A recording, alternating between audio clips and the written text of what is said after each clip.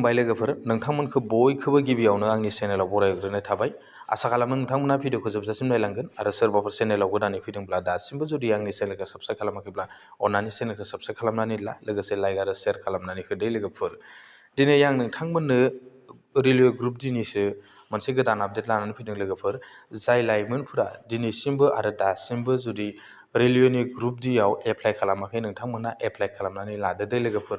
बेनि लास्ट डेटआ बारा सम गैथारला लोगोफोर। आं बेनि लास्ट डेटखौबो नोंथांमोननो फोरमायहरगोन लोगोफोर। आरो बेजों लोगोसे नोंथांमोना बेवहाय बा बेखौ एप्लाइ खालामनायाव बेसेबां एप्लिकेसन फिस नोंथांमोना होनो नांगौ, लोगोसे नोंथांमोना बेसेबां फरायनाय जानो नांगौ, लोगोसे नोंथांमोना बेखौ एप्लाइ खालामनायाव बेसेबां मार्कनि रिटेन लिरनो नांगौ, बेखौ आं नोंथांमोननो फारि फारि फोरमायहरजोबगोन लोगोफोर। नोंथांमोना भिडिअखौल' जोबजासिम नायलांबानो जाबाय आरो लोगोफोर।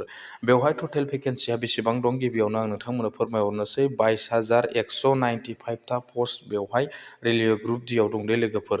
दा बेनि लास्ट डेटआ जोंहा नैबे मार्चनि 9 थारिखआव नोंथांमोना बेनि लास्ट डेटखौ मोननो हागोन आरो लोगोफोर। बेनि लास्ट डेटआ नैबे मार्चनि 9 थारिखआव लोगोफोर।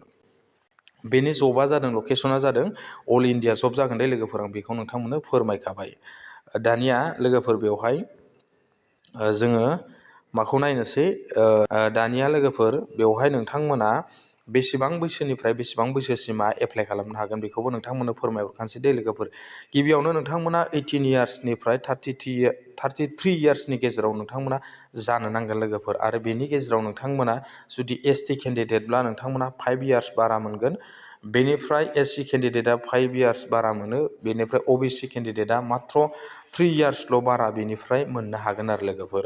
दा नोंथांमोना येसखौबो मिथिबाय। दानिया नोंथांमोना बेनि उनाव नोंथांनि जि एप्लिकेसन फिस बियो अनलाइन खालामनायाव नोंथांमोना बेसेबां होनो नांगौ, बेसेबां माबे केटेगरिया बेसेबां होनो नांगौ बेखौबो आं नोंथांमोननो फोरमायहरखानोसै लोगोफोर।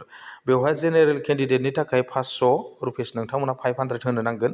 बेनिफ्राय OBC केन्डिडेटनि थाखायबो नोंथांमोना 500, बेनिफ्राय EWS केन्डिडेटनि थाखायबो नोंथांमोना 500 होनो नांगोन। ST केन्डिडेटनि थाखाय नोंथांमोना नाथाय 250 नोंथांमोना होनो नांगोन दे लोगोफोर। ओमफ्राय एसियाबो 250, बेनिफ्राय फेमेल केन्डिडेटआबो बेवहाय मा होनांगोननो 250 नोंथांमोना बेखिनिखौ होनो नांगोन आरो। जि दिना नोंथाङा एप्लाइ खालामगोन बे दिना नोंथांमोना बेखिनि फिसखौ होनो नांगोन आरो लोगोफोर। बेखौ बेवहाय फोरमायनानै होखानाय दं दे लोगोफोर। दानिया नोंथांमोना बेवहाय बेसेबांनि नोंथांमोना रिटेन लिरनो नांगोन आरो बेसेबां मार्कनि जागोन आं बेखौबो नोंथांमोननो फोरमायहरनो दे। बेवहाय नोंथांमोननिया जेनेरेल साइन्सआव 25 मार्क थागोन। बेनिफ्राय मेथ्सआवबो 25 मार्क थागोन। बेनिफ्राय मा होनो जेनेरेल इन्टेलिजेन्स एन्ड रिजनिं बेवहायबो 30 मार्क थागोन। बेनिफ्राय general answer and current affair बेवहाय 20 मार्क थागोन। टटेलि नोंथांमोननि जि मार्क बे रेलवे ग्रुप डिआव लिरनो गोनां जि रिटेननि मार्क बेयो नोंथांमोननिया 100 मार्क जागोन दे लोगोफोर। बेखौ नोंथांमोननो फोरमायहरखाबाय।